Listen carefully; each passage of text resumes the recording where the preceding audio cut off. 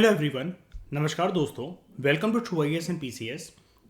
इस लेक्चर में दोस्तों हम लोग बात करते हैं, प्रीवियस लेक्चर तक जैसा कि हमने देख लिया था कि इन्फ्लेशन क्या है, इन्फ्लेशन के कुछ कॉन्सेप्ट्स को जाना था। उसके साथ ही एसोसिएटेड हमने टाइप्स ऑफ इन्फ्लेशन जानी थी, दो कैटेगरी के हिसाब से, रेट वाइज इन्फ्लेशन के हिसाब से और कॉज वाइज इन्फ्लेशन के हिसाब से, जिसके बारे में हमने बात करी थी। अब बात करते हैं इन्फ्लेशन को। अगर हमें मेजर करना है कि महंगाई देश के अंदर कितनी है, इसके कुछ ना कुछ मेथड तो हमारे पास होने चाहिए, है ना। तो इन्फ्लेशन जो है वो तीन अलग अलग तरीकों में मेजर करी जा सकती है। एक होता है WPI, इंडेक्सेस के थ्रू मेजर करी जाती है। दो होते हैं इंडेक्सेस, एक होता है डिफ्लेटर। अभी बताता हूँ। WPI जिसको हम लोग कहते हैं होलसेल प्राइस इंडेक्स, दूसरा होता है CPI, इसको हम लोग बोलते हैं कंज्यूमर प्राइस इंडेक्स, और तीसरा होता है GDP डिफ्लेटर। ये एक प्रकार का इंडिकेटर होता है जो कि हमें ये बताता है कि इन्फ्लेशन कितनी है। धीरे धीरे करके आराम आराम से इस चीज़ को समझते हैं। अक्सर आप अखबारों में अर्पित टर्म सुनते होंगे WPI CPI। इस टॉपिक के बाद इसमें हमेशा के लिए कवर हो जाएगा आपको कभी कोई कंफ्यूजन नहीं आने वाली कि WPI CPI में फ़र्क क्या होता है और कौन सा ज़्यादा रिलायबल, कौन सा ज़्यादा ऑथेंटिक सोर्स है इन्फ्लेशन को मेजर करने का। जब क्वार्टरली रिजल्ट्स को कभी भी देखा करोगे किसी भी करंट अफेयर मैगजीन के अंदर कि RBI ने ये अनाउंस करा है या फिर ये WPI के ये चीज़ें जो हैं वो सामने निकल कर आई हैं, कुछ आंकड़े निकल कर आए हैं हमारे सामने CPI के, आप उसमें कभी भी कंफ्यूज नहीं हुआ करोगे। आपको पूरी बात समझ में आ जाएगी कि ये जो इकोनॉमी के पेज पर या करंट अफेयर में जो इकोनॉमी के सेक्शन में ये आर्टिकल जो आया है, अगर इसमें WPI CPI के आंकड़े कुछ रिलीज हुए हैं गवर्नमेंट अथॉरिटीज़ के द्वारा, तो ये है क्या, ये किस चीज़ की तरफ संकेत कर रहा है। ठीक है, उसके लिए सबसे पहले अपने कंसेप्ट को स्ट्रॉन्ग करते हैं। बात करते हैं सबसे पहले इस लेक्चर के अंदर first method to measure inflation, WPI wholesale price index. ठीक है, देखो दो चीज़ें होती हैं। एक होता है दोस्तों, कोई भी चीज़ जब हम लेते हैं ना मार्केट के अंदर, एक होता है रिटेलर और एक होता है होलसेलर। हालांकि नीचे वाला कंसेप्ट इससे लिंक नहीं है कैसे भी करके, लेकिन मैं एक मीनिंग के लिए आपसे चीज़ पूछना चाह रहा हूँ। अर्पित मुझे बताओ फर्क क्या होता है दोनों में, रिटेलर और होलसेलर में?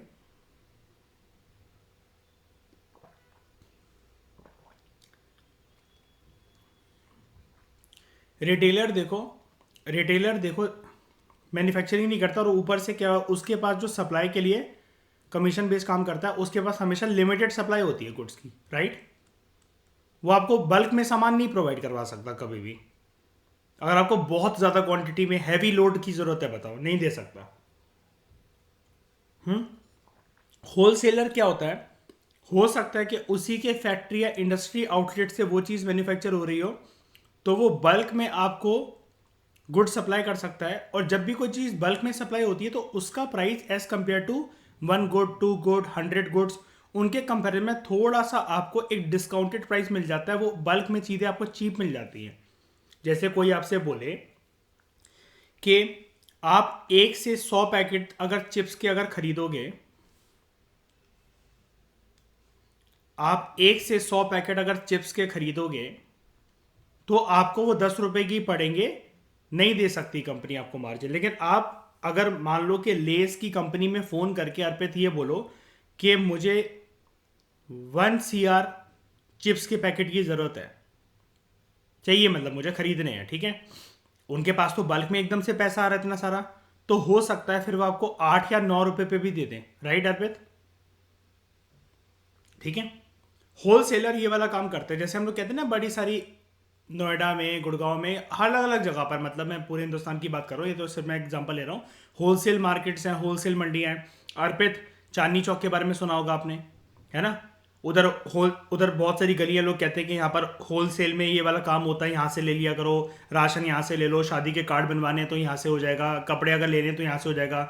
मतलब वो बल्क में वहाँ पर वो चीज़ें अवेलेबल हैं, क्योंकि हो सकता है जो वो होलसेलर है वो खुद ही मैन्युफैक्चरिंग करवा रहा हो, वो खुद ही प्रोड्यूस करवा रहा हो, तो उसके पास कोई किल्लत नहीं है सप्लाई की, है ना। ये चीज़ है। अब हम लोग लेकिन होलसेल प्राइस इंडेक्स को समझते हैं। मतलब इट इज़ जस्ट लाइक कि जैसे रिटेलर है ना, अगर मैं ट्रेडिंग की भाषा में इसको कहूँ रिटेलर है, तो इसका मतलब ऐसा आप मान लो कि ये एक इक्विटी मार्केट है फिर, ठीक है, कि जिसमें मतलब कुछ पैसे लेकर आ रहे हैं और इन्वेस्ट करने के लिए एक शेयर की जो कीमत है हमें वही देनी पड़ रही है। होलसेलर को आप मान लो ऑप्शंस ट्रेडिंग, हमें जो लॉट पूरा का पूरा मिल जाता है ना, कि जैसे मतलब मान लो कि हमें किसी चीज में वो करना है, हमें मतलब मान लो कोल, क्या कहते हैं, कोल इंडिया में अगर हमें ट्रेड करना है तो 4200 का उसका लॉट साइज है, कि मतलब आपको 4200 शेयर एक साथ मिल जाएंगे उसके अंदर। तो आप ऐसा मान लो बस इसको, और कुछ नहीं है। अब होलसेल प्राइस इंडेक्स जो है, it measures the change in wholesale prices. Wholesale मतलब बल्क में जो प्राइजेस हैं उसको मेजर करता है। एक बात ध्यान से सुन लेना, मंथली बेसिस पर, सबसे इंपॉर्टेंट कीवर्ड। पहले ये वीकली बेसिस पे होता था, एग्जामिनर इसी चीज के साथ खेल जाएगा कि पहले ये मंथली बेसिस पर होता था, अब वीकली बेसिस पर होता है, पोस्ट कोविड एरा के बाद। ठीक है, महीने के बेसिस पर कैलकुलेट होता है। इसका इतिहास थोड़ा सा जानते हैं जरा। होलसेल प्राइस इंडेक्स को सबसे पहली बार दोस्तों पब्लिश करा गया था 1942 में, आजादी से पहले। आज के टाइम में हमारी जो ministry of commerce and industry, इसका एक डिपार्टमेंट है DIPP, department of industrial policy and promotion. ये कंपाइल करती है और पब्लिश करती है होलसेल प्राइस इंडेक्स के डेटा को, उसके आंकड़ों को। तो जब भी आपको अखबार में कभी भी WPI के बारे में कुछ सुनने को देखने को मिले, तो आप समझ जाना ये department of industrial policy and promotion के बिहाफ पर आ रहा है हमारे सामने आंकड़े। ये जो भी चीज़ पब्लिश हो रही है, कोई भी आंकड़े जो हो रहे हैं हमारे सामने, जो होलसेल प्राइस इंडेक्स से रिलेटेड आ रहे हैं, इसको department of industrial policy and promotion ने क्या कहते हैं, पब्लिश करा है। ठीक, मतलब वो करा है, क्या कहते हैं, कंपाइल करा है और इसको पब्लिश करा गया है उसकी मिनिस्ट्री के द्वारा, that is ministry of commerce and industry, जो कि कंपाइल करता है और पब्लिश करता है होलसेल प्राइस इंडेक्स को, डेटा लेकर from the department of industrial policy and promotion. इनकी पूरी टीम होती है, मतलब आप वो तो इमेजिन कर ही सकते हो। गवर्नमेंट ऑफ इंडिया ने क्या करा था, साल 2012 के अंदर जब UPA की सरकार चल रही थी, उस टाइम पर डॉक्टर सौमित्रा चौधरी को अपॉइंट करा गया था। इनकी कमेटी बनी होगी, चौधरी कमेटी या जो भी है, ये रिव्यू करने के लिए कि होलसेल प्राइस इंडेक्स की जो मेथोडोलॉजी है, क्या हम उसके साथ कंटिन्यू करें या फिर उसको चेंज कर दें, कुछ भी चीज़ हमें चेंज करने की ज़रूरत है कि नहीं है। अब अगर यहाँ पर किसी एक मतलब मान लो कि होलसेल प्राइस इंडेक्स है ये, यहाँ पर जनरली एक बास्केट ऑफ गुड्स को देखा जाएगा। अभी हम देखेंगे अभी आगे वाले पेजेस में बास्केट ऑफ गुड्स को देखा जाएगा।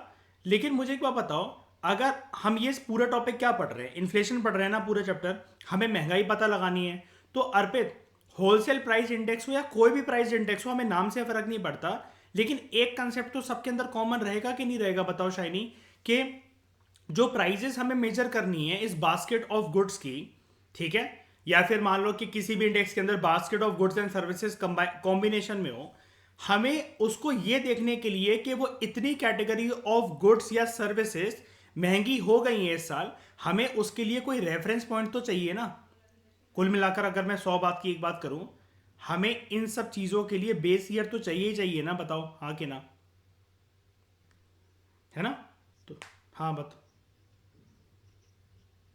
नहीं, मैंने अभी बोला ही नहीं, मैं तो अभी आगे बढ़ने दो, मैं तो कुछ बताया ही नहीं आपको इसके बारे में, ठीक है। बेस ईयर लेकिन हमें चाहिए कि नहीं चाहिए रेफरेंस के लिए, मैं तो जनरली आपसे बोल रहा हूँ कि कोई सा भी प्राइस इंडेक्स हो जिसमें गुड्स एंड सर्विसेज मेजर हो। मैं इसलिए आगे वाले पेज पे पढ़ा ही नहीं अभी, लेकिन मेरे को एक बात बता दो, हमें बेस ईयर चाहिए कि नहीं चाहिए। बिल्कुल चाहिए। अब देखो आगे, होलसेल प्राइस इंडेक्स दोस्तों याद रखना, 697 कमोडिटीज की एक प्रॉपर बास्केट होती है, एक बकेट होती है। होलसेल प्राइस इंडेक्स के अंदर हम लोग जो बास्केट ऑफ कमोडिटीज को देखते हैं कि इनके रेट कितने बढ़ गए हैं, 697 कमोडिटीज के बास्केट को देखते हैं। जानने वाली बात दोस्तों ये है कि जब हम बार बार इकोनॉमी के अंदर ये दो चीजें एक ही सांस में बोलते हैं, गुड्स एंड सर्विसेज, तो यहां पर एक बात क्लियर करना चाहूंगा, क्या होलसेल प्राइस इंडेक्स 6 कमोडिटीज को काउंट करता है और प्रेजेंटली जो बास्केट चल रही है इसकी वो 697 कमोडिटीज की है in order to measure inflation. अलग अलग टाइप्स के कमोडिटीज होती हैं, लेकिन होलसेल प्राइस इंडेक्स में WPI में दोस्तों सर्विसेज की कोई इंपॉर्टेंस नहीं है। यानी कि जब हम बोलते हैं गुड्स एंड सर्विसेज तो यहां पर गुड्स को यूज करना है, सर्विसेज को यूज नहीं करना है आपको वर्ड को।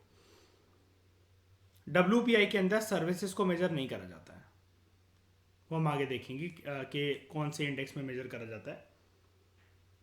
दूसरा इंपॉर्टेंट एस्पेक्ट इस WPI के कंटेक्स्ट में, WPI एक्स फैक्ट्री प्राइसेस को यूज करता है कमोडिटीज का इन्फ्लेशन को मेजर करने के लिए। ये line extremely extremely extremely extremely important है। WPI एक्स फैक्ट्री प्राइसेस जो होते हैं कमोडिटीज के उसको मेजर करता है। इसका मतलब क्या होता है अर्पित, आपने काइंड ऑफ वो सुना होगा गाड़ी के कंटेक्स्ट में एक्स शोरूम प्राइसेस, है ना, ठीक है। लेकिन यहां पर इसका मतलब क्या है एक्स फैक्ट्री प्राइसेस का? इन अदर वर्ड्स, दूसरे शब्दों में अगर हम लोग बोले तो it takes into account commodities के प्राइसेस जब वो कंज्यूमर तक पहुंचते हैं उससे पहले पहले। यानी कि जब वो फैक्ट्रीज, इंडस्ट्रीज, गोडाउन्स या वेयर हाउसेस में पड़े हुए हैं, आप बोलोगे कंज्यूमर तक पहुंचते हैं उससे पहले पहले, मतलब तो कंज्यूमर तक पहुंचने में ऐसा क्या चेंज हो जाता है प्राइजेस में? भैया इनडायरेक्ट टैक्सेस लगते हैं कंज्यूमर तक पहुंचने में। अर्पित, मानते हो कि नहीं मानते हो? जब कंपनी पीछे MRP लिखेंगी तो उसके अंदर वो इनडायरेक्ट टैक्सेस जो हमें ऐसा लगता है कि ये गुड इतने का है, लेकिन वो इनडायरेक्ट टैक्सेस ऑलरेडी उसके अंदर इंक्लूडेड करके वो प्राइस बना है। बताओ शाइनी, है कि नहीं? किसी भी चीज का अगर गुड का MRP बना हुआ है तो वो इनडायरेक्ट टैक्सेस को इंक्लूड करके बना हुआ है उसके अंदर MRP। अब ये कोई सर्विस तो है नहीं कि हम खाने पीने जा रहे हैं, एंटरटेनमेंट टैक्स दें, सर्विस टैक्स दें, ये दें वो दें। नॉर्मल हमें पता है कि गुड्स के अंदर burden to pay a tax falls on when burden to pay a tax falls on one person and liability to pay that tax to the government falls on another person, वो होता है indirect tax, है ना। कि जब हम पे कर कर आ जा रहे हैं, भाई हमारी जिम्मेदारी नहीं है। दुकान पर दुकान वालों के पास हर महीने मान लो एक सिचुएशन बता रहा हूँ, एक ऑफिसर आएगा और वो टैक्स लेकर चला जाएगा, मतलब एक नॉर्मल सिचुएशन मान लो, और मतलब इसको टेक्निकल भाषा में कैसे कहते हैं कि इनकम टैक्स फाइलिंग करनी पड़ेगी उनको खुद ही, है ये हमारी झंझट नहीं है। हमें हिसाब नहीं देना है सरकार को या टैक्स अथॉरिटीज को, शाइनी, है ना, कि हमने कितना खाया घर पे, एक महीने में टूथपेस्ट कितने आए थे, राशन कितना आया था, चिप्स कितना आया था, बिस्किट कितना आया था, ये सब हमें हिसाब किताब नहीं देना, वो दुकान वाले संभालेंगे, है ना, ठीक है। ये जो इनडायरेक्ट टैक्सेस हैं they are not included in the prices उन कमोडिटीज के लिए जो कि WPI में इंक्लूडेड है। यानी कि यहां पर जब वो factory, godowns, warehouses, industries के अंदर पड़े होते हैं, कंज्यूमर्स तक जब तक नहीं पहुंचे हैं, और कंज्यूमर्स तक जब तक नहीं पहुंचे इसका मतलब उन गुड्स में अभी इनडायरेक्ट टैक्सेस इंक्लूड नहीं करे गए हैं। यानी कि अगर इनडायरेक्ट टैक्सेस को इंक्लूड करा जाता तो अगर कोई गुड मान लो अभी 9 रुपए का है तो इनडायरेक्ट टैक्सेस को इंक्लूड करके लगभग में ऐसा मान लो अर्पित के लगभग वो कंज्यूमर के हाथ में अगर पहुंचता तो वो 10 का तो हो ही जाता, कम से कम 9 से तो ज्यादा ही होता। अब मैं 9.5 तो बोल नहीं सकता क्योंकि 50 पैसा तो चलता नहीं है, मिनिमम 10 का तो हो ही जाता ना इससे। बताओ सौगंधा, इसमें बताओ। और ये 9 से 10 तक की जर्नी में बीच में क्या चीज ऐड हुई है यहां पर? Indirect taxes. और मैं 2 पोजीशन को आपके सामने रख रहा हूं। एक है पोजीशन है जब ये गुड बना और अभी तक ये फैक्ट्री में है, और ये है पोजीशन बी जब गुड बनकर फैक्ट्री से जो निकला है या इंडस्ट्री से जो निकला है, गोडाउन से जो निकला है, वो कंज्यूमर के पास पहुंचने वाला है। तो मुझे ये बताओ इसमें से WPI कहां पर आएगा, पोजीशन ए या position B?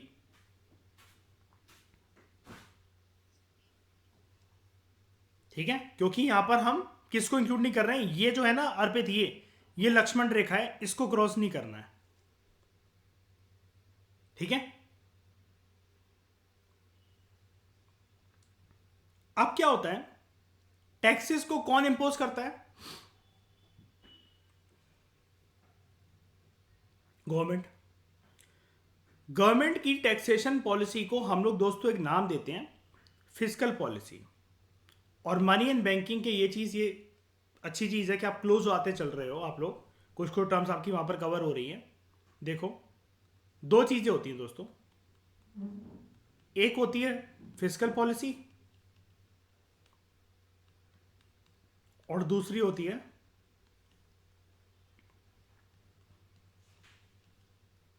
Monetary policy. Difference क्या होता है, चलो उसको जानते हैं। बेसिक डिफरेंस है, फिस्कल पॉलिसी गवर्नमेंट की पॉलिसी होती है, जबकि मॉनेटरी पॉलिसी सेंट्रल बैंक की, मतलब अरे रुको शाइनी, किसी भी कंट्री के अंदर सेंट्रल बैंक की पॉलिसी होती है। हमारे देश में क्योंकि नाम आरबीआई है सेंट्रल बैंक का, इसलिए कहते हैं उसको आरबीआई, ठीक है। ओवर एक्साइटेड इन इकोनॉमिक्स हैं, एमए करोगे तो एटीट्यूड दिखाओगे। सेंट्रल बैंक की पॉलिसी होती है मॉनेटरी पॉलिसी। हमारे देश में जो आरबीआई की पॉलिसी है डेट इज मॉनेटरी पॉलिसी। मैं जनरल कंटेक्स्ट में बता रहा था शाइनी, मतलब इंडिया को ना लेते हुए किसी भी कंट्री की बात करना, ठीक है। तो fiscal policy is the policy of the government. Monetary policy जो सेंट्रल बैंक की पॉलिसी होती है ना, और दोनों की पॉलिसी क्यों आती है, देश में महंगाई को कंट्रोल करने के लिए, इन्फ्लेशन रेट्स को, इंटरेस्ट रेट्स को मिलकर, मतलब ये चीज होती है ना। तो हम ये कह सकते हैं क्या देश में जो भी प्राइजेस होते हैं या कोई भी चीज होती है, या कंज्यूमर के ऊपर कितना बर्डन गिरेगा चीजों का, महंगाई कितनी सहनी पड़ेगी, क्या दोनों के दोनों सरकार और आरबीआई हमारे देश की अगर बात करें तो रिस्पॉन्सिबल है क्या अपनी अपनी पॉलिसी की वजह से? तो मुझे ये बताओ, सेंट्रल बैंक की पॉलिसी कौन सी, किसको क्या कहते हैं, मॉनेटरी पॉलिसी, और सरकार की पॉलिसी को क्या कहते हैं, फिस्कल पॉलिसी। एक बात और सुनना ध्यान से, 2017 का, यस 17 का इकोनॉमिक सर्वे, मुझे याद है मैंने पढ़ा था उसमें। एक बात बताता हूं, फिस्कल पॉलिसी गवर्नमेंट की पॉलिसी है। गवर्नमेंट इस पॉलिसी से क्या कंट्रोल कर रही है कि जनता के ऊपर क्या कितना लगेगा, किसकी बात चल रही है यहां पर, टैक्स। क्या टैक्स लगाने की पावर आरबीआई के पास है? नहीं। मॉनेटरी पॉलिसी में क्या टैक्स की बात होती है? नहीं। सबसे पहले तो बेसिक सवाल यही याद रखना दोस्तों, कि टैक्स की बात हमेशा अर्पित कौन सी पॉलिसी में होती है, फिस्कल पॉलिसी। क्वेश्चन पता है कैसा आ सकता है, बहुत बेसिक लेवल पे स्टेट पीएससी में, यूपी और एमपी के एग्जाम्स में अर्पित, पता है कैसा, कि tax is part of fiscal policy, monetary policy, both 1 and 2, neither 1 nor 2।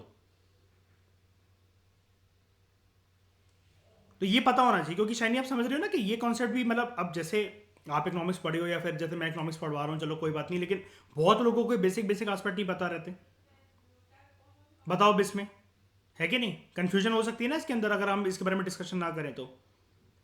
अब मैं एक बात बताता हूँ आपको, जो कि मैं बता रहा हूँ 2017 के इकोनॉमिक सर्वे में मैंने पढ़ी थी। वो ये है, डोंट वरी अगर आपने पुराने इकोनॉमिक सर्वे नहीं पढ़े ना, उसके लिए मैं हूँ, आप मेरे पास इसलिए ही आए हो। मैं आपके पास पूरा डेटा बहुत पुराने टाइम का लेकर आ रहा हूँ, मतलब जिस टाइम आप एग्जाम में बैठोगे you will be updated with all the things, ठीक है। अब ये नहीं करूंगा मैं, वो बेवकूफ़ी में बिल्कुल एंटरटेन नहीं करता हूँ कि मैं 10 साल का करंट अफेयर आपको बैठ के पढ़ाऊँ।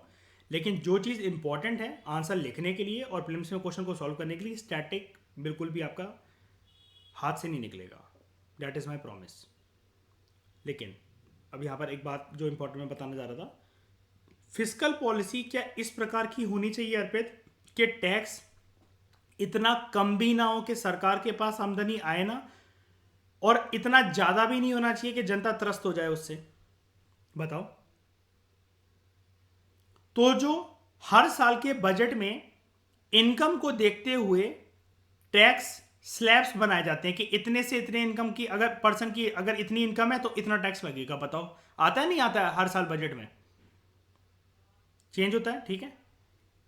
मेरी बात ध्यान से सुनना फिर से एक और बात, ये टैक्स स्लैब्स का क्रिएट होना और शाइनी उसका इस प्रकार से क्रिएट होना कि फिस्कल पॉलिसी सरकार की ऐसी हो कि रेवेन्यू प्राप्ति उसको बहुत कम ना हो, लेकिन टैक्सेशन स्लैब्स में जो टैक्सेशन रेट्स हैं इनकम के हिसाब से वो इतने ज्यादा भी नहीं होने चाहिए कि जनता को निचोड़ ले सरकार, ठीक है।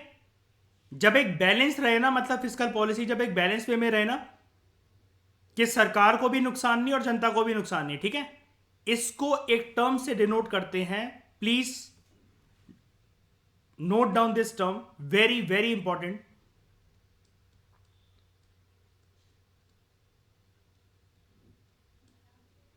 Fiscal prudence. Fiscal prudence.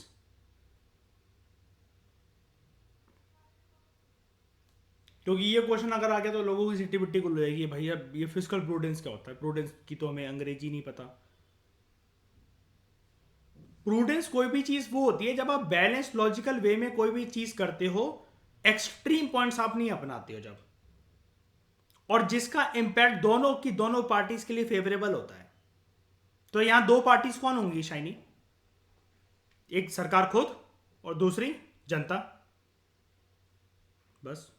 क्या आपको ये टर्म समझ में आया सबको, लोगों को? Fiscal prudence. हाँ के ना? हाँ. फिस्कल प्रूडेंस क्या होता है कि जैसे ये जो फिस्कल पॉलिसी है ना, ये टर्म यहीं से निकल कर आई है. फिस्कल पॉलिसी में बेस में सरकार एक इंडिविजुअल के ऊपर या नंबर ऑफ इंडिविजुअल्स के ऊपर देश में टैक्स लगाती है, और टैक्स हमेशा लगाया जाता है एक इंडिविजुअल की इनकम को देखते हुए. राइट बेस में? ठीक है, इतनी बात समझ में आ गई. अब क्या है, मैं ये कह रहा हूं, ये जो टैक्स सरकार के पास पहुंचेगा तो सरकार, ऐसा भी नहीं होना चाहिए कि सरकार के पास बहुत ही कम टैक्स है, वरना सरकार स्पेंड कैसे करेगी, इकोनॉमी कैसे चलेगी, प्रोजेक्ट्स कैसे बनेंगे, वो पैसा घूमेगा कैसा, इकोनॉमी का इंजन कैसे घूमेगा. और जनता के ऊपर वो टैक्स की रेट्स बहुत ज्यादा भी नहीं होनी चाहिए, क्योंकि जनता तो फिर त्रस्त हो जाएगी. अगर किसी को अगर अपनी कमाई हुई इनकम का 50% पार्ट, 60% पार्ट, 90% पार्ट देना पड़ रहा है, तो फिर तो ये कंट्री अच्छी है ही नहीं फिर तो ये. और ऊपर से जब इतनी इनकम देनी पड़ रही है तो एक और चीज है, एफडीआई का इन्फ्लो यहां पर नहीं हो पाएगा शाइनी. राइट? कोई इन्वेस्ट नहीं करेगा, ये फेवरेबल डेस्टिनेशन नहीं मानेगा इस देश को, है ना. उनको लगेगा जितना हम कमाएंगे उससे ज्यादा तो सरकार खा जाएगी. जब इसके बीच में हम लोग बैलेंस रखें ना इसमें, कि जनता के ऊपर टैक्स लगाने का जो इंपैक्ट है वो नेगेटिव नहीं है, और सरकार को भी अच्छा खासा रेवेन्यू प्राप्त हो, बहुत कम रेवेन्यू प्राप्त ना हो, क्योंकि ज्यादा रेवेन्यू प्राप्त करने के चक्कर में वो जनता का बेड़ा गर्क कर देंगे. इस चीज को बैलेंस वे में रखना, this is known as prudence. और क्योंकि ये फिजिकल टर्म्स में बात हो रही है, इस चीज को कहते हैं फिजिकल प्रूडेंस. अब समझ में आया इसमें? पक्का कि फिर से बताऊं? बताओ. आ गया ना? ठीक है. सबको समझ में आया? सौगंधा, अर्पित, कोई भी दिक्कत है इसमें? ठीक है, आगे बढ़ते हैं.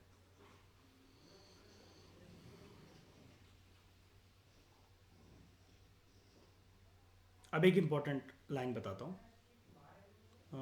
यहां पर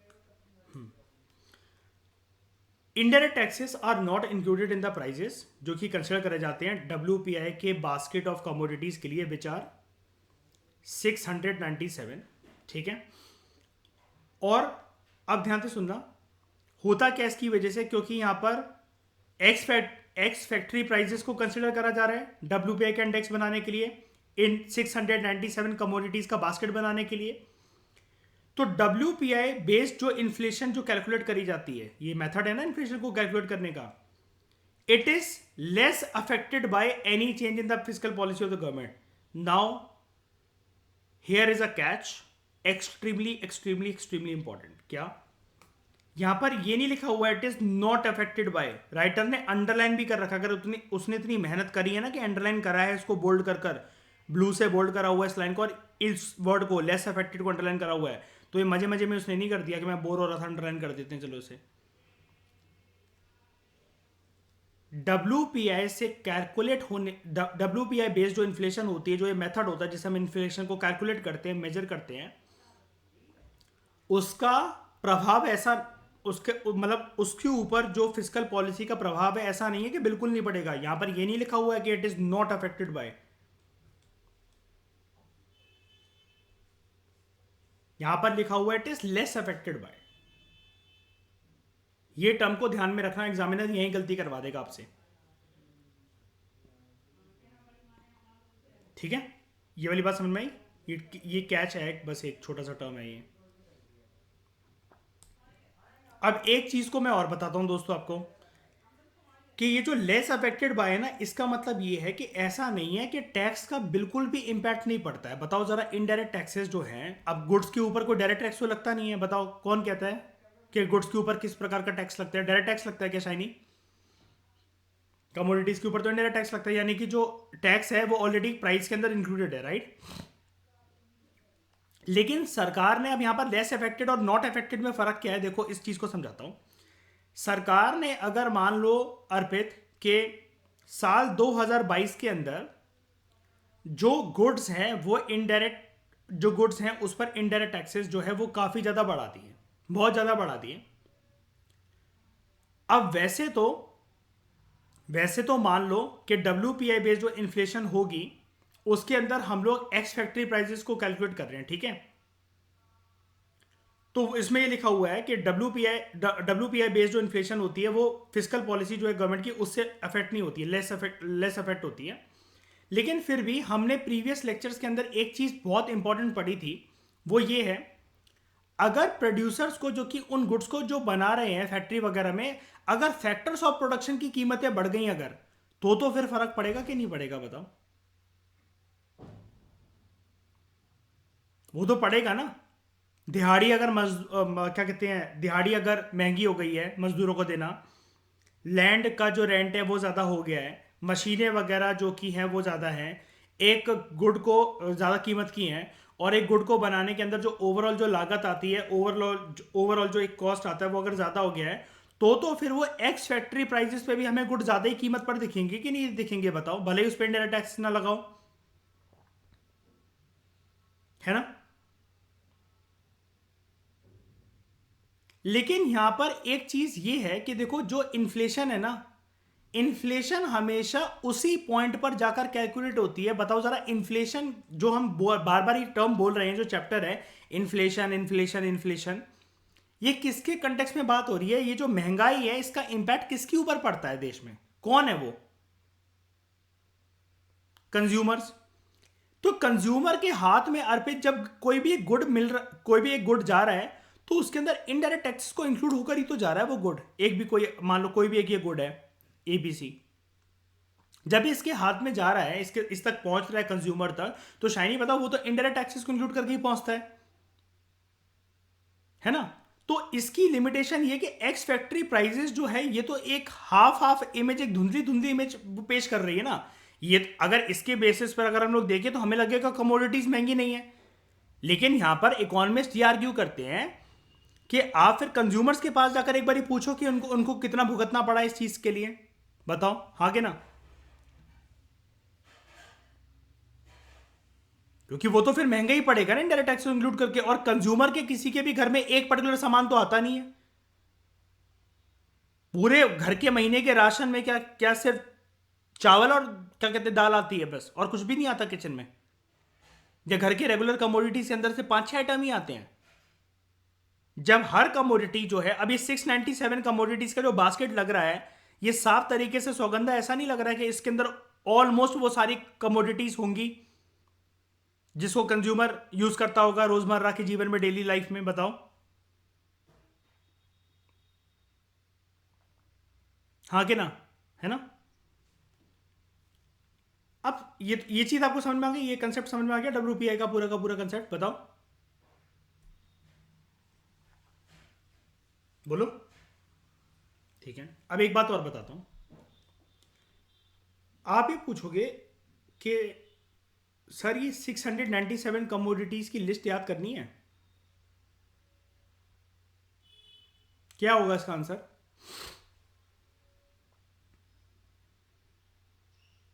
करनी है, करनी है।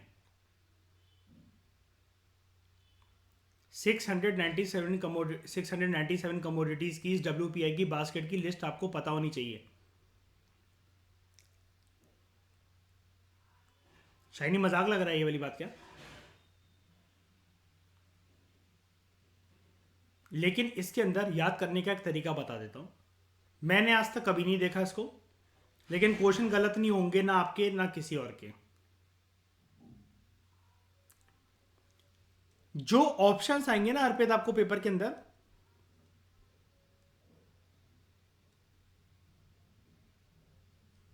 7 ऑप्शंस वाले भी क्वेश्चंस आने लगे हैं 2018 से, मानते हो?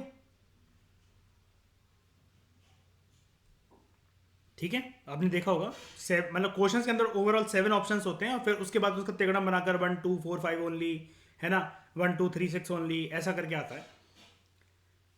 यहां पर करना क्या है इसमें, सिर्फ अगर उस ऑप्शन में, कि अगर वो आपसे पूछे कि इनमें से कौन सी जो चीजें हैं वो WPI के अंदर इंक्लूडेड है, तो शायद ही आधे लोगों के तो मतलब वहां पर क्या कहते हैं हालत खराब हो जानी है कि उसमें तो हमने ये पढ़ा था 697 कमोडिटीज होती हैं, या भाई ये क्या चीज है कि नहीं।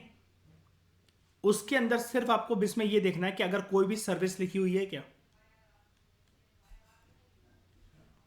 उसके अंदर ये लिखा हो मेडिकल केयर, ट्रांसपोर्टेशन सर्विस, या कोई भी ऐसी चीज जो कि आपको सर्विस की कैटेगरी लगे, बैंकिंग फैसिलिटी, मेट्रो ट्रेवल, उसको बस उन ऑप्शंस को एलिमिनेट कर देना, आप आराम से राइट आंसर तक पहुंच जाओगे।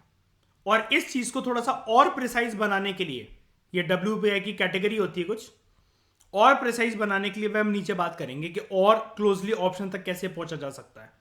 अगर इन केस सारा एलिमिनेट करने के बाद भी, अगर इस लॉजिक के बाद भी यूपीएससी में एग्जामिनर हमें दो ऑप्शंस के बीच में फंसा दे, तो और प्रिसाइजनेस कैसे लाई जा सकती है। मैं इसलिए हमेशा बोलता हूं करंट अफेयर और ये सारी चीजें बकवास होती हैं, कंसेप्ट अगर स्ट्रांग हो हर क्वेश्चन जीता जा सकता है,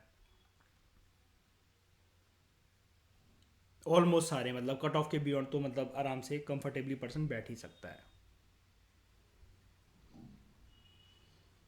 ये चीज आप लोगों को समझ में आई?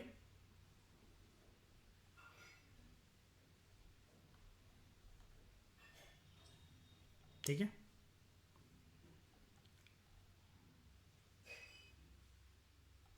एक बात बता देता हूं, करंट बेस ईयर जो है वो 2011-12 यूज करा जाता है, is equal to 100, is equal to 100 क्या, टोटल जो निकाला जाता है, मतलब सारी कमोडिटीज को कैलकुलेट करके नीचे ये आता है, देखो 100%। पहले, इससे पहले जो यूज करा जाता था वो 2004-5 यूज करा जाता था बेस ईयर। अब WPI की कैलकुलेशन में क्या यूज करा जाता है, 2011-12। ठीक है, जो कमोडिटी बास्केट है ना 697 कमोडिटीज, वो पहले 676 हुआ करती थी, और इनको 3 मेजर कैटेगरीज में क्लासिफाई करा जाता है। क्या? एक होते हैं प्राइमरी आर्टिकल्स, उसके अंदर जितने भी सीरियल्स, फ्रूट्स, वेजिटेबल्स और मिनरल्स जो हैं, वो जब पुराना बेस ईयर यूज होता था ना 2004-5 का, तो उसके अंदर इस प्राइमरी आर्टिकल्स की जो वेटेज थी ओवरऑल WPI के अंदर, जब 676 आइटम्स उस टाइम पर यूज होते थे, ठीक है, तो उसकी थी 20.12%। अब ये नए बेस ईयर में इस प्राइमरी आर्टिकल की कैटेगरी की वेटेज बढ़ गई है, 22.62% हो गया है, दिस हैज इंक्रीज्ड। दूसरी कैटेगरी है फ्यूल एंड पावर, जिसके अंदर बात होती है कोयले की, बिजली की और मिनरल ऑयल की। पुराने बेस ईयर 2004-5 में जब 676 आर्टिकल्स यूज होते थे, कमोडिटीज यूज होती थी इस बास्केट के अंदर WPI के अंदर, तो उसकी वेटेज थी फ्यूल एंड पावर वाली कैटेगरी की 14.91%। अब ये हो गई है 13.15%, ये डिक्रीज हो गया। तीसरी और लास्ट कैटेगरी है WPI के अंदर मैन्युफैक्चर प्रोडक्ट्स। पुराने बेस ईयर में जब 676 प्रोडक्ट्स यूज होते थे, तो इसकी वेटेज थी 64.97%, वेरी क्लोज 64% ही है, लेकिन 0.23% ये भी डिक्रीज हो गई। तो सिर्फ कंक्लूजन में क्या कह सकते हैं, जो प्राइमरी आर्टिकल्स का जो वेट है पूरे ओवरऑल WPI के बास्केट के अंदर, वो इंक्रीज हुआ है जब से नया बेस ईयर अडॉप्ट करा है हमने 2011-12। वेयर एज जो वेट है फ्यूल एंड पावर वाली कैटेगरी का और मैन्युफैक्चर प्रोडक्ट्स का, वो डिक्रीज हो गया। और ये आपको इतना पोर्शन बहुत अच्छे से याद करना है। अगर आप माइन्यूट क्वेश्चंस स्टेट PSC और कंबाइंड विद UPSC अगर आप गलत नहीं करवाना चाहते हो, अगर अपना बनेगा कि नहीं बनेगा, लेकिन हमें अपने शस्त्र पहने करके ही रणभूमि में उतरना है। अब एक बात सबसे इंपॉर्टेंट मैं ये बताता हूं, नेशनल इनकम के चैप्टर से लेकर अभी तक जो इस चैप्टर में बात हुई है, हम लोग बेस ईयर की बात करते रहते हैं। यहां पर आपको ठोस डेफिनेशन मिलेगी। एक अगर कभी मेंस ओरिएंटेड क्वेश्चन अगर आपसे आ जाए या फिर इंटरव्यू में पूछ लिया जाए कि एग्जैक्टली मुझे बताओ सरकार या मिनिस्ट्रीज वगैरह या उनके डिपार्टमेंट्स किस चीज को संज्ञान में लेते हुए, किस चीज को देखते हुए एक पर्टिकुलर ईयर को बेस ईयर का टाइटल देते हैं। तो सबसे पहले हम देखते हैं कि बेस ईयर क्या है और बेस इफेक्ट क्या है। बेस ईयर एक ऐसा साल होता है जिसके बेसिस पर हम अपनी इकोनॉमी की इन्फ्लेशन को कैलकुलेट करते हैं, कंप्यूट करते हैं। That is percentage change in prices, यानी कि उस साल से लेकर, बेस ईयर से लेकर आज तक जो ये करंट ईयर है और वो बेस ईयर है, कि आज तक जो प्राइजेस हैं वो क्या ऐसे ऐसे गए हैं करंट ईयर तक आते आते, या फिर वो ऐसे ऐसे आए हैं सेम ही मेंटेन रहे हैं, या फिर वो नीचे की तरफ चले गए। सिचुएशन तीन बन सकती है, 1 2 3। अब हमें अगर करंट ईयर के प्राइसेस को देखना है कि महंगाई बढ़ी है, कम हुई है, उतनी ही रही है, तो जब हम कह रहे हैं कि बढ़ी है, कम हुई है, उतनी ही रही है, तो इसको किसी ना किसी पैरामीटर से तो देख ही रहे होंगे ना हम। तो वो पैरामीटर होता है हमारे लिए बेस ईयर। ये डेफिनेशन है बेस ईयर की। दूसरे शब्दों में अगर हम लोग कहें, बेस ईयर से एक चीज निकल कर आती है बेस इफेक्ट। ये बेस इफेक्ट क्या होता है?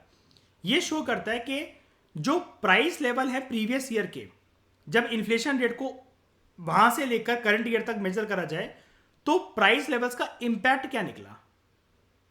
यह माना जाता है जब बेस ईयर से लेकर करंट ईयर तक जो है चीजें, तो जो महंगी हुई हैं, सेम रही हैं, सस्ती हो गई हैं, इसका इंपैक्ट क्या निकला। This shows the impact of the price levels of previous year on the calculation of inflation rate. Inflation rate पर इसका फर्क क्या निकला, क्या इससे इन्फ्लेशन बढ़ी है, उतनी ही रही है, या गिर गई है। तो जो मैंने जो सिचुएशन 1 2 और जो 3 बनाई है ना, यही है बेस इफेक्ट। तीन ही सिचुएशन तो हो सकती है ना शाइनी, बताओ इसके अलावा कुछ पॉसिबिलिटी है क्या? जिसको भी हमने बेस ईयर माना, या इमीडिएट मान लो बेस ईयर को, चलो वनडे को हटाओ, जो पुराना साल है उसके कंपैरिजन में, या पुराना महीना जो होता है, जब मतलब घर पे कोई भी सामान आता है तो आप कहते होगे ना कि यार ये चीज में यार रेट बढ़ गए हैं, है ना। मदर डेयरी की दूध की थैली, अमूल की दूध की थैली, इसमें रेट बढ़ गए हैं, 2 रुपए बढ़ते जा रहे हैं हर 3 महीने के अंदर। या कुछ कुछ चीज़ों के अंदर, मम्मा ये वाली चीज़ महंगी हो गई है, पापा वो वाली चीज़ महंगी हो गई है। ऐसी बातें होती कि नहीं होती हैं घर पे किसी ना किसी के, है कि नहीं। तो हम यहाँ पर क्या कर रहे हैं, बेसिकली हम बेस इफेक्ट पता लगा रहे हैं ना, कि वो चीज़ें वो हो गई। हम ये भी कहते हैं सस्ती है, हम ये कहते हैं कि सारी चीज़ें बदल गई, कहते हैं ना अर्पित सारी चीज़ें बदल गई, लेकिन पार्ले जी का दाम अभी अभी भी वही है पिछले 10 साल में। 5 रुपए का जो पैकेट है वो 5 का ही है कि नहीं। अब हम कैसे पता लगाएं कि एक पर्टिकुलर फाइनेंशियल ईयर को बेस ईयर का दर्जा कैसे दें? उसके लिए हमारे सामने 5 पैरामीटर्स होते हैं, एंड ये आपके लिए इतनी वैल्यूएबल चीज साबित हो सकती है क्योंकि और किसी बुक के अंदर गिवन नहीं है। और लोगों को बेस ईयर तो पता है कि एनी प्रीवियस ईयर वो करके, भाई किस बेसिस पर सरकार के ऐसे ही मतलब वो करके, हम तो ये बोलते हैं कि जहां पर प्राइस फ्लक्चुएशन ज्यादा देखने को ना मिली हो, लोग तो सिर्फ एक ही जानते हैं। और मान लो कि यूपीएससी ने क्वेश्चन पूछ लिया, अगर स्टेटमेंट देती कि अमंग्स द फॉलोइंग स्टेटमेंट्स, ये बताओ कि इनमें से किस किस चीज को संज्ञान में लिया जाएगा बेस ईयर को कैलकुलेट करने के लिए। ठीक है, तो देखो, criteria for deciding a particular financial year as base year, ये एक ऐसा साल होता है with less monsoon deficit. Monsoon deficit का मतलब क्या? हाँ, यानी कि रेनफॉल यहां पर ऐसी ना रही हो कि जिसने खेती बाड़ी को काफी ज्यादा प्रभावित कर दिया हो। मॉनसून जो उस साल हो, वो कोई ऐसा साल ना हो कि जहां पर मॉनसून आया नहीं या बहुत ज्यादा आ गया और खेती बाड़ी जो है वो बर्बाद हो गई, कुल मिलाकर सप्लाई इतनी हो नहीं पाई, जिसकी वजह से सिर्फ मॉनसून बना कारण एग्रीकल्चर कमोडिटीज के प्राइस फ्लक्चुएशंस का। और यहां पर आप कहोगे कि मॉनसून वाली बात क्यों करी जा रही है, तो मॉनसून वाली बात करी जा रही है इस पहली कैटेगरी के लिए, प्राइमरी आर्टिकल्स की सारे के सारे चीजें। एक बार बताओ, सीरियल्स, फ्रूट्स, वेजिटेबल्स, मिनरल्स, बताओ शाइनी खेती बाड़ी के प्रोडक्ट्स है कि नहीं जनरली प्राइमरी आर्टिकल वाले कैटेगरी के अंदर, है ना। तो ये मॉनसून डिटरमाइन होंगे कि नहीं होंगे। हम इरिगेशन की जितनी मर्जी बात कर लें, लेकिन still agriculture is a business which depends on rainfall, है कि नहीं। उसके बाद वो एक ऐसा साल होना चाहिए जहां पर किसी भी प्रकार की कोई नेचुरल आपदा ना आई हो, कैलेमिटी ना आई हो, ड्रॉट, फेमीन, इस तरह की चीजें। उसके बाद वो एक ऐसा साल होना चाहिए जहां पर महंगाई जो है ना वो बहुत तेजी से ना बढ़ी हो, वो इन्फ्लेशन का एक बहुत ज़्यादा बबल साइज का एक मतलब बबल साइज का एक साल नहीं होना चाहिए कि जहां पर इन्फ्लेशन का बबल काफ़ी बड़ा था। उसके बाद जो अनस्टेबल ईयर्स होते हैं ना इकोनॉमिक, जिनके अंदर इकोनॉमिक एक्टिविटी काफ़ी अनस्टेबल रही होती हैं, इनको बेस ईयर नहीं माना जा सकता। तो मुझे बताओ क्या 2020 का बेस ईयर माना जा सकता है या 21 भी, क्योंकि कुछ क्वार्टर तक तो वो रहा था। बताओ क्या क्या था यहां पर 2021 में।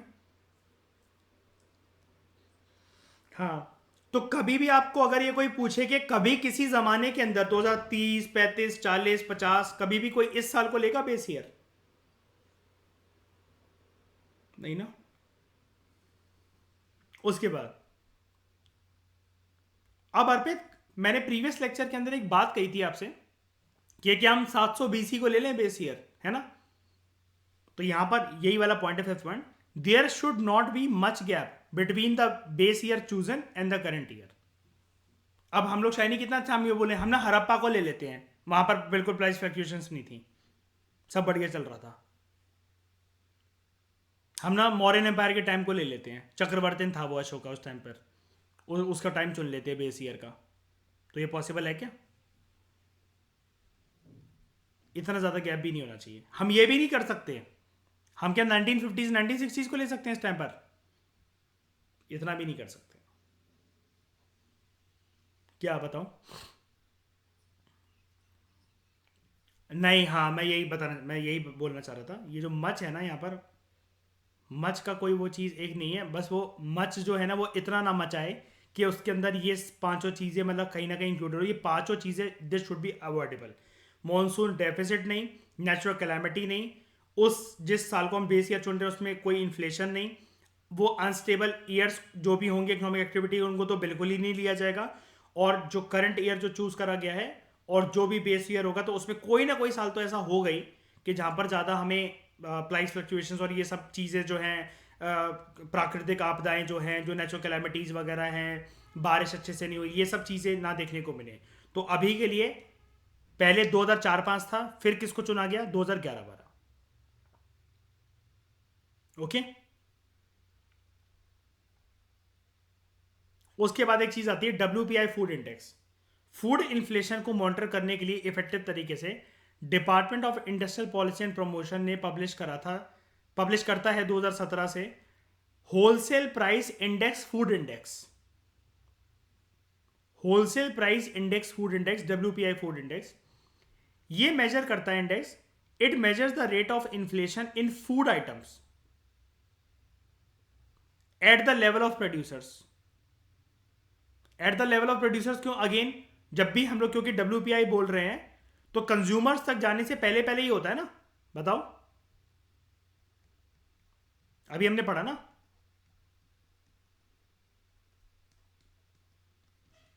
इसमें किसी को कोई डाउट है। At the level of producers, not at the level of consumers. नहीं होगा ऐसा, क्यों, क्योंकि कंज्यूमर्स तक जाते जाते ये जो फूड आइटम्स आएंगे इसमें क्या ऐड हो जाएगा इनके प्राइजेस में। तो क्या इस चीज को हम लोग कंज्यूमर्स को भी इंक्लूड करेंगे क्या यहां पर, नहीं।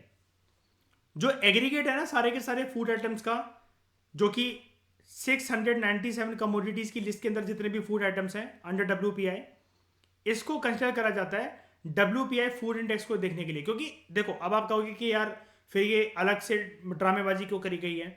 यहां पर देखो यार, ये जो 3 कैटेगरीज हैं इसके अंदर खाने पीने वाली जो चीजें जनरली आपको प्राइमरी आर्टिकल्स वाली कैटेगरी के अंदर दिख रही है ना, फ्यूल एंड पावर या मैन्युफैक्चर प्रोडक्ट जो भी है, कपड़े वगैरह जूते वगैरह, इसको इंसान खाएगा क्या अर्पित, बताना जरा, सेकंड और थर्ड कैटेगरी को। मतलब इस पूरे 697 के अंदर सारे के सारे खाने पीने वाली चीजें हैं क्या, ये कमोडिटीज। यानी बिजली खाते हो क्या घर पे बैठ के रात को। तो ये जो 697 कमोडिटीज हैं, फूड आइटम्स तो लिमिटेड होंगे ना इसके अंदर।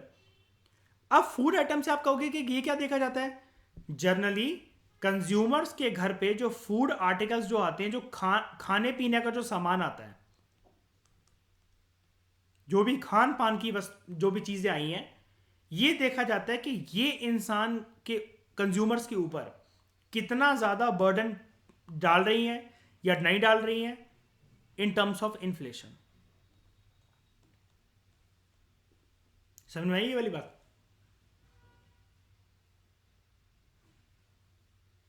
सिक्स 697 कमोडिटीज में से जो फूड आर्टिकल्स हैं, फूड आर्टिकल्स तो ऐसी चीज़ है शायद हम अवॉइड तो कर ही नहीं सकते ना।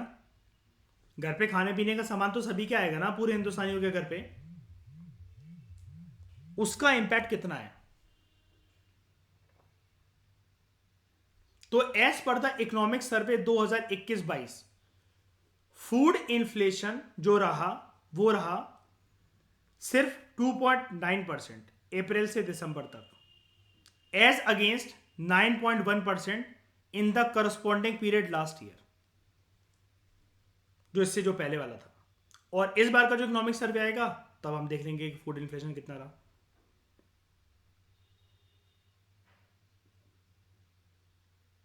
तो क्या ये सही है? मतलब 9.1% के कंपैरिजन में सही है क्या नहीं?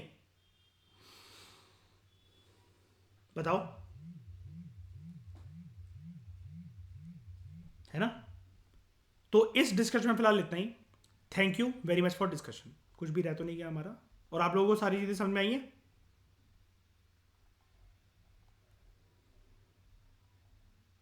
ठीक है, तो चलो।